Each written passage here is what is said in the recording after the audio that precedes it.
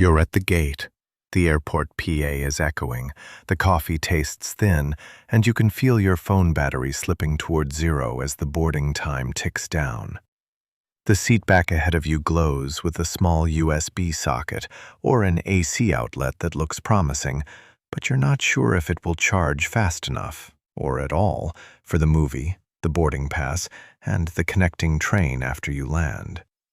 That creeping worry, the one that makes you frantically check the battery percentage every 5 minutes, is what I'll help fix right now.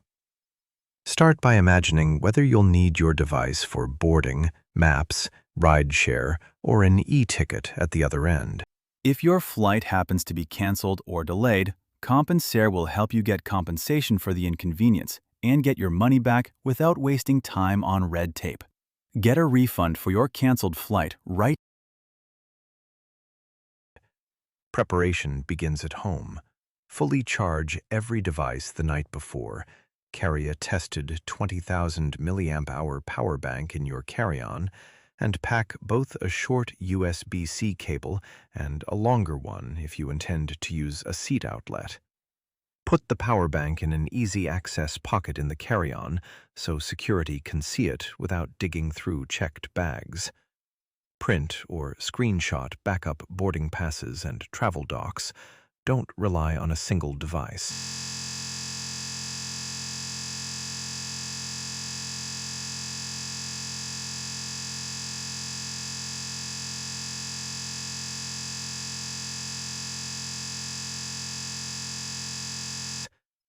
At the airport, check the airline's seat power policy before you board. Some carriers list which rows have AC outlets or USB-A/USB-C ports on their seat maps. If the seat you paid for doesn't have power, don't panic. Gate power banks sell for $8, $20, but they're overpriced and often low capacity. Instead, charge at an airport charging bank or cafe socket before boarding, but keep an eye on time. Bring a small multi-port charger only for the airport. Airlines often block high-wattage chargers, or staff will ask you to unplug during pushback. Boarding staff sometimes ask you to stow devices. You can charge in your lap with a short cable, but follow crew instructions during taxi, takeoff, and landing. Why do airlines limit or offer slow power? Think of the aircraft power system like a neighborhood water supply. The onboard AC outlets are the main pipe. Some seats get a thick pipe, some get a thin trickle. USB ports are like narrow garden hoses. They'll water a plant slowly, but they won't fill a pool quickly. Airlines balance weight, wiring, and safety across hundreds of seats. Heavier wiring and more outlets add cost and maintenance, and fast charging creates heat and draw that older seat systems weren't built for. That's why a seat USB port may only offer 500 milliamps, 1 amp, slow charge, while a wall socket in the terminal provides several amps at higher voltage. There's also a safety reason for the carry-on rule on battery banks. Lithium batteries can overheat and cause fires. Keeping them in the cabin lets crew spot and handle a problem early. Legally, most airlines let you bring power banks in carry-on if they are under 100 watt-hours, roughly 27,000 milliampere-hours at 3.7 volts. Between 100 watt-hours and 160 watt-hours, most airlines need written approval. Above 160 watt-hours is usually banned. Label your power bank if it lists watt-hours. If it doesn't, 20,000 milliampere-hours is a safe, allowed size for nearly all carriers. Concrete worst-case scenarios and costs. If your only boarding pass is on a dead phone and you miss the gate call, you might incur a rebooking fee or the fare difference. Short domestic rebook fees often run $75, $250 depending on carrier and fare class. An international missed connection or last-minute ticket can cost $200, $700, or more. If you put a power bank in checked luggage and it's found, the airport security check will confiscate it, and you'll lose the item. A cheap power bank is $20. A high-quality 20,000 mAh PD bank is $30, $80. In a worst-case fire scenario, checked batteries are a safety hazard. Airlines enforce carry-on rules strictly, and fines or confiscation are likely. Here's a simple, low-cost kit that solves most problems. One 20,000 mAh USB-C PD power bank, 30-60 watts peak, $30, $70. One short, 15-30 centimeters, USB-C to USB-C cable for charging in tight seat spaces, $6, $12. A longer 1-meter cable for airport charging or AC outlet use, $6, $15. And a compact USB-A to USB-C adapter if your device is older. Pre-charge everything to 100% before leaving home. Turn on low power mode, reduce screen brightness, and download entertainment to avoid streaming.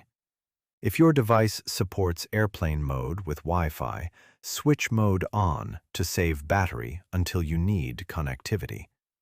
If you find a seat USB port, test it quickly. Plug in and check the little battery icon for the charging symbol. If the icon shows trickle or the percentage barely moves, switch to the power bank.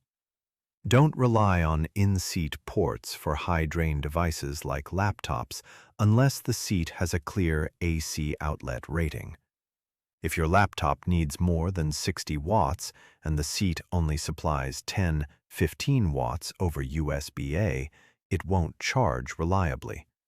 Use a power bank that supports laptop PD, or pack a small travel battery rated for laptops. Check watt-hour limits and airline approval first. Many useful links can be found in the description. If this helps, please hit the like button so others can find it when they're stressed at the gate. One common misleading airline claim is the USB at every seat note in marketing. That often means a USB-A socket in some rows only for data, or a phone trickle charge, not a full fast charge port. Onboard vendors also push a quick sale, a $15 cable or a $30 airline power bank that's cheap build quality in a plastic blister. Refuse the upsell by saying politely, "No thanks, I brought my own," and show the packed power bank if a gate seller presses. If a booking site advertises power included as part of an upgrade, read the seat map and small print. Some airlines reserve strong AC outlets for business class, not economy, and the feature may be row limited. A practical refusal script. At the gate, if asked to buy a cable, smile and say, "I have my own, thanks." If a flight attendant suggests stowing your device but you need to charge, ask when the best time to charge will be and show your short cable in your hand. Flight crews are used to passengers charging on their laps and will tell you when to unplug. If a gate agent tells you power is only in premium seats, ask if a power bank and carry-on is allowed and where you can store it during taxi. You will almost always be allowed to keep it with you. A few extra tricks that save big. Pack a small cable organizer so you don't dig through a tote during security. Bring a labeled power bank with watt hours printed on it to speed security checks. Use an inexpensive USB-C PD bank because PD charging is far more reliable and faster across modern phones and tablets. If you're traveling for a connection, always reserve a 20-30-minute buffer between scheduled arrival and the next departure when possible. If your phone dies, that buffer buys time to use a charging station at the gate. If you absolutely must rely on airline seat power, board a bit later so the port hasn't been used by a previous passenger. Some ports fail after repeated stress. A final quick checklist before you leave home. Top off every device. Pack a 20,000 mAh PD bank in carry-on. Short cable in a front pocket. Screenshot boarding passes and directions, and download necessary files. At the gate, prioritize charging at airport stations if your flight has a known power-poor seat.